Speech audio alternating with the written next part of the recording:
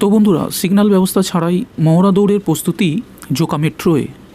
অসম্পূর্ণ ডিপো নিয়ে এবং উপযুক্ত সিগন্যালিংয়ের ব্যবস্থা ছাড়াই মহড়া দৌড়ের প্রস্তুতি শুরু হলো জোকা তারাতলা মেট্রো পথে। সূত্রের খবর, আগামী মাসের মাঝামাঝি প্রায় 6.5 কিলোমিটার পথে 6টি স্টেশনের মধ্যে মহড়া দেওয়ার কথা ভাবা হয়েছে।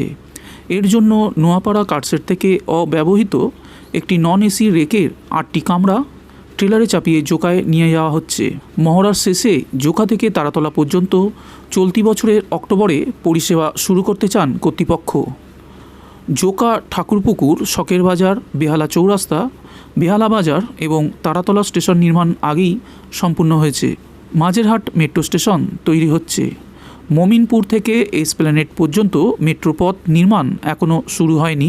এই মেট্রো পরিষেবা শুরুতে ওয়ান ট্রেন সার্ভিস ব্যবস্থায় চলবে বলে জানিয়েছে কর্তারা। মেট্রো কর্তাদের মতে, একটি ট্রেন নিয়ে মহড়া দৌড় শুরু হলে সিগন্যালিং ব্যবস্থার প্রয়োজন নেই। একাধিক ট্রেন লাইনে থাকলেই সিগন্যালিং ব্যবস্থার প্রয়োজন হয়। মেট্রোর এক আধিকারিক জানিয়েছেন, নোয়াপাড়া থেকে দিনে 2টি করে কামরা নিয়ে যাওয়া শুরু হয়েছে।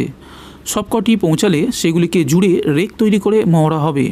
তবে একটি ট্রেন দিয়েই পরিষেবা দিলে যাত্রীর চাহিদা কতটা মিটবে তা সংশয় থাকছেই।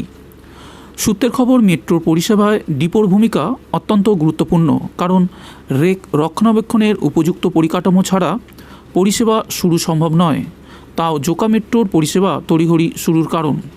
দীর্ঘদিন ঢিমতালে এই প্রকল্প চলায় রেল বোর্ডও প্রশ্নের মুখে পড়তে হয়েছে। নির্মাণকারী সংস্থা রেল বিকাশ নিগম লিমিটেড জমিজটে ডিপোর নির্মাণ দীর্ঘদিন থমকে ছিল। জোকা থেকে তারাতলার মধ্যে মেট্রোর উড়ালপথ নির্মাণ 1 দশক ধরে চললেও ডিপোর নির্মাণের জমি অধিগ্রহণ গতি পায় 2017 সালের পর থেকে। তারপরেও বহুদিন একবারে জমি না মেলায় ডিপোর নির্মাণ শুরু হয়নি। পরে রাজ্য সরকারের তরফে জমিদাতাদের জন্য বিশেষ ভর্তুকির ব্যবস্থা করে জট ছাড়ানো হয়। চলতি বছরের শুরুতেই জমির 95% জট কাটায় পুরোদমে নির্মাণ শুরু হয়েছে। প্রসঙ্গত, উত্তর দক্ষিণ মেট্রোয় নন এসি রেকের ব্যবহার গত বছরের শুরু থেকেই সম্পূর্ণ বন্ধ। পড়ে থাকা সেই রেক আপাতত মহড়া দৌড়ের জন্য নিয়ে আসা হচ্ছে। মেট্রো সূত্রের খবর, জোকা বিবাদীবাগ মেট্রোর ডিপো ও আধুনিক সিগন্যালিং ব্যবস্থা সম্পূর্ণ হতে আরও বছর 2 লাগবে।